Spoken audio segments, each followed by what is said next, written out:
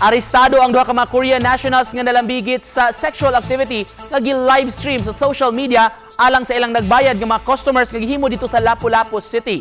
Ani ang report.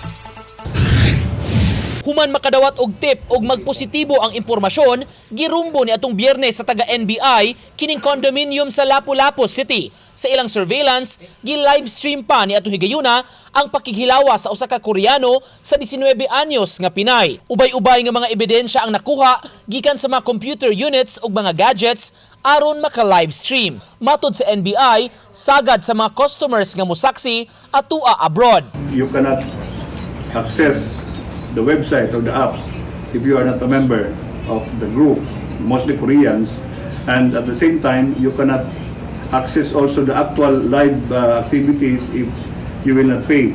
Ang duha ka mga Koreano nga nadakpan, ang 28 anyos nga present sa sex video ug ang 51 anyos nga giingong nagkamera. Kalapasan sa Human Trafficking Act ang gipasaka batok sa duha. Samtang ang Pinay nga na-rescue anaa sa kustudiya sa mga otoridad.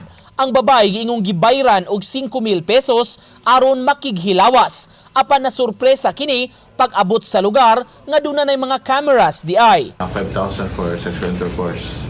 So, malagi take advantage of the vulnerability sa to ang victim kay nangyana po siya kwarta. Conduct of service sa katong sexual intercourse na ay mga ingani tripods, camera, cellphone camera nga kuan din. Nakita sa niya dito daw sa computer na nakita niya ang self.